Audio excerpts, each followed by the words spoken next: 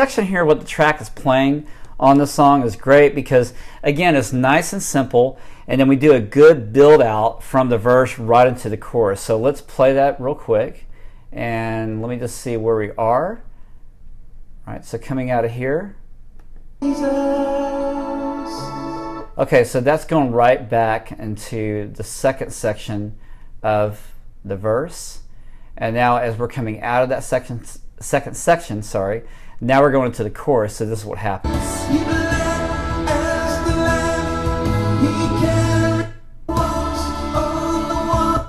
Here we go.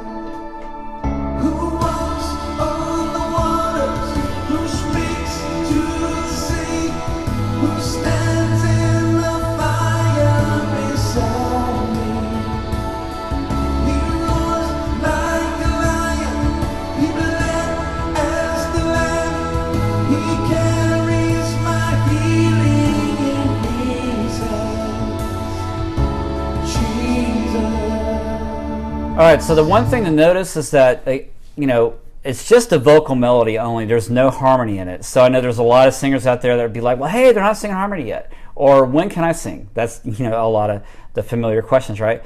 To carry a song and to lead a song doesn't mean that you have to sing harmony everywhere. I talked about this before, and I said this on a show that we did, a post we did way back early in the spring or maybe beginning of the summer. And I said, putting vibrato on every note is like adding ketchup on everything you eat. The same thing goes for harmony. I mean, you put harmony on every single note of the song, it's like adding ketchup everywhere. Then it becomes tasteless after a while. It's too much. So you notice here the vocal melody carried everything from verse 1 all the way through the chorus. So as singers, I get the question a lot, well, what do I do? What do I do when I'm not singing, harmony? How about worship? When you're in the song, I know a lot of fantastic singers that when they sing, they're not worried if there are times that they're not singing. And they may be incredible singers, but they will tell you that patience is king. Patience is the teacher.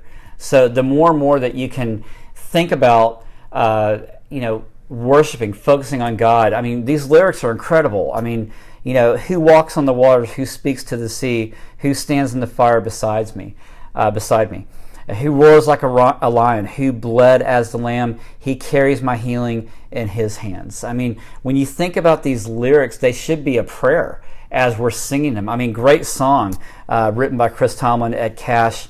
Love the tune. They did an incredible job, incredible arrangement as well. Again, big shout out, thanks to Scott Hussey. You can find this track at guidetracks.co. You can get the track there, the same one that I'm teaching on right now. So anyway, just to move along, again, when you're a singer and you're not singing harmony, just worship. Take that time to, bring the mic down. Just close your eyes. Think of the song as a prayer. Don't worry about, oh, well, people are looking at me. Really, people don't come to worship to look at you. That's the one thing that I have to keep in front of my mind is that God, when I go out to a worship service and I lead at our own church or when we travel, it's like, God, this service belongs to you, not me. And what you're going to do within this body of believers with the people that are coming that may be lost, it's really for you to use.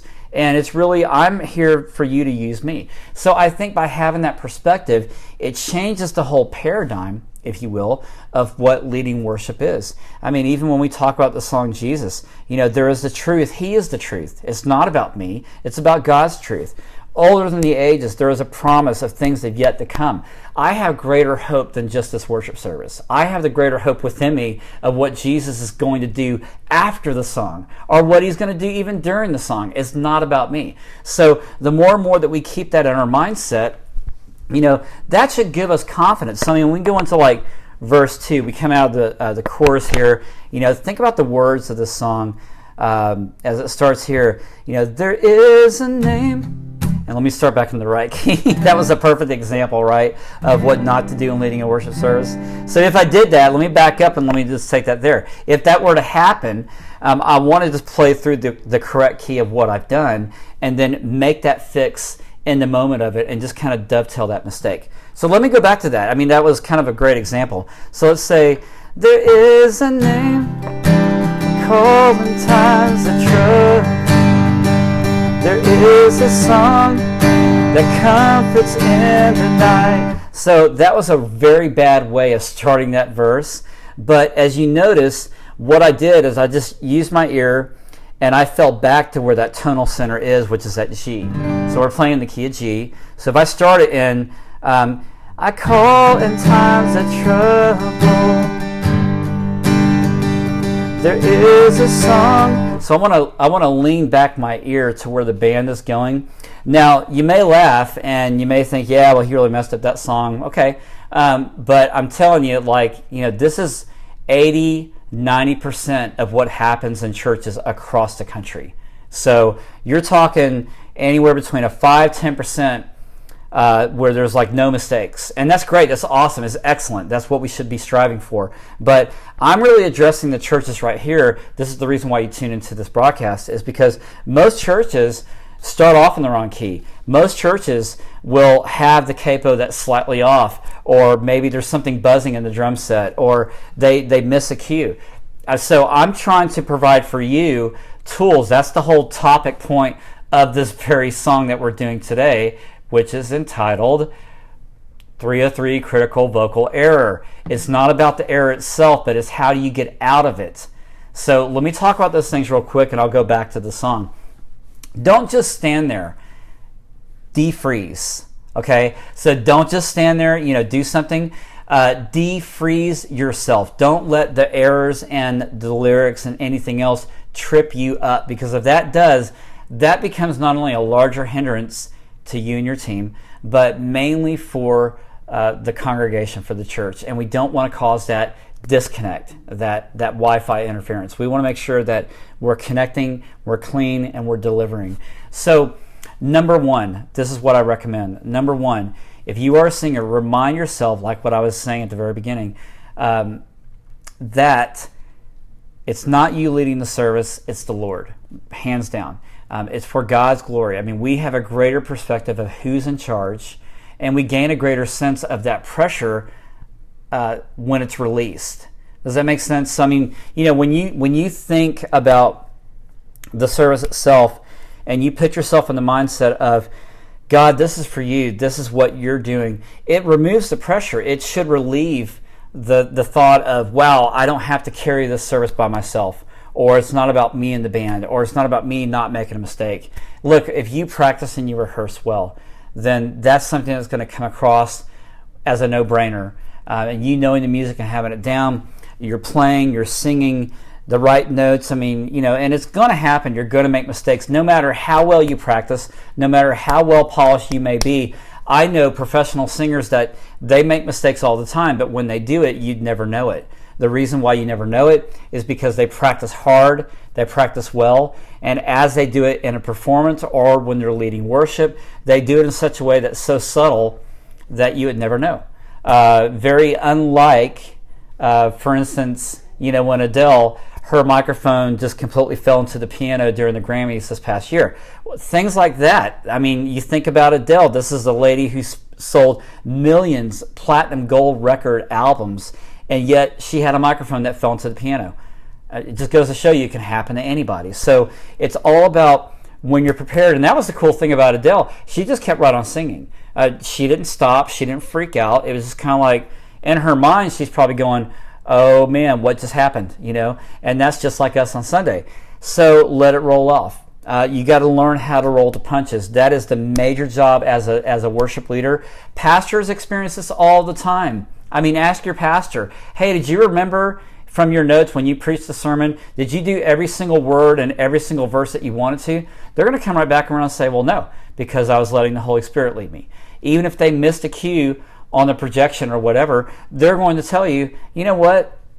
It's more about the message than it is the words that came out of my mouth. I mean, even Paul said that. So we need to strive for excellence and do things well, but it's not a God. It's a guide. It's a guide. So, for instance, guidetracks.co, right? So, anyway, number 2, memorize your music, because the better that you memorize your music, the less often you're going to make those mistakes. And when you do, you'll know how to cover, what we call cover, in the vocal section. That just means that you're simply moving through that word, through that note, and you're covering it, and you're just kind of making more of a musical mistake, if you will, instead of it being stark. There is a, and you stop. But so you're singing, there is a truth older than, there is a promise. So see, ages, that word right there, I just skipped over and I didn't sing it. Not a big deal. So unless if I make it a big deal and draw it out. So number 3, practice your lyrics just like what I had before me. I mean, practice the lyrics. Make sure you know them well. The better way that I found to get music down and get lyrics down is to have the MP3 with me constantly, all the time. And the better that I do that, the more I'm listening to it throughout the day, it's going to make more sense to me. Also, have the lyrics on your phone. Put them in a notepad. Put them in your email it to yourself when you're at work, and just keep them on hand so that way you can always view it. I know Laura Marriott, who's watching right now, a great friend and also mentor with us over at Worship Team Training. Laura says that she would just play the MP3 out throughout the house when she's cleaning up around the home, when she's doing dishes. You can always hear it. I mean, that's a great tool when you're at work. Put it on your laptop or your computer, have it playing in the background, maybe earphones, and listen to it as much as you can. That's a really great thing to do. And so also, how do we recover? I mean, I talked about that already. How do you get out of those trouble spots? The best way is to have a good offense, not a good defense. The good offense is, again, practice getting the lyrics down, gaining your confidence in Christ, and then also acting like it didn't happen. Just move on through the music. That's one of the best ways that helps me, and they all happen all the time as we leave worship. So it's how do you get out of those spots? So here's another thing too that I want to add in before we close. You want to also, what I say in the article is, how do you back up the good services, like your programs that you're working on at work, or like a document that you're writing. It's always good to create a backup, right? The same thing happens in music. How do we create a backup though in music? What I mean by that is there's 2 ways that you can do it. Number 1, as you're going through a piece of music, and maybe you did a lot of things well, maybe there was a few things that are a mistake, get out your pen, pencil, highlighter, highlight throughout the music. I mean, you see I have sheet music here, right? Now, when I lead worship, I also lead with my iPad, and I have everything called up on Planning Center online, and the music is up there because I can just glance at it, and I can glance at the order at the same time, but then my direction is out here. So just FYI, just kind of like this screen, as the screen is right here, my focus is this way. My focus is on the people. It's not on down here at the music or off here on the screen or over here. I'm making sure that I'm connecting right with the people as they lead, because if you lose that connectivity by eye contact, or it doesn't mean you need to stare them down, that's not what I'm saying, but if you lose that eye contact when you're singing, there is a truth and you're looking down and you forget the words, I mean, that could be a huge distraction. So, there is a truth older than the ages. There is a promise of things that yet to come. So what I'm doing is I'm kind of balancing between, if I have to look at music, I can glance down here. I can also keep my eyesight out here. Close my eyes for a second because I'm praying with the song. I'm musical prayer. So those are some things to do in terms of how to recover. I mean, how do we get out of these errors? How to back up the good things. So again, mark off them. All right, I missed this word here, older than the ages. This word here in the chorus. Get your pen, circle it, write it out, and then what you want to do is you want to build on the good things. I mean, think about the things that, okay, this is what I did right here. I fixed this one word. It could be in your practice time, rehearsal, worship leading, and you're like, you know what? We did that chorus very well today. That chorus that we sang on Jesus, Messiah, right? My Savior, there is power in your name. And let's say, yeah, man, that that just sung. I mean, the church just connected, and you want to build off of those good experiences instead of looking at all the things that you've done wrong. And what I meant earlier is just, I meant that constructively, like, you work at the word, to pick out the chord, the note and you just fix it, but don't dwell on it. So the better thing is, you build on the good experiences that you've encountered. Like, yeah, you know what? The band really came in after that chorus section right to the bridge, and the bridge was just light. Everyone was praying. We did this song here. We worked through the track, and I mean, man, everything just came together. You want to build on those good, positive experiences. The more that you do that, the more you're gaining confidence and you're gaining ground for the next song or for the next service. And then you're able to say to yourself, you know what, last week did great. And we went through these songs. I mean, even talk this way to your band in rehearsal. I mean, do you often ask them questions like, hey, how did you feel when we did this song, the new song, Jesus? I mean, how did that come across to you? Maybe talk about the things like, hey, what did we miss? What are some things that we can improve? Those are great questions to ask to help you polish that music. But then talk about the good things. Hey, what was your favorite part in that piece of music? Hey, how did that really come across in what we were doing here? So the more and more that you can build on those good things and constructive parts of the song, you're going to really you're already building a great foundation, and especially if you build it on the authenticity of Jesus, and you're letting God do the leading through you. So we worked through this track. Again, big shout out and thanks to Scott Hussey and GodTracks.com. And as we did this track for you today, we hope that it was helpful. Again, you can find the link here. Jesus is the song that we did. Just simply go to GodTracks.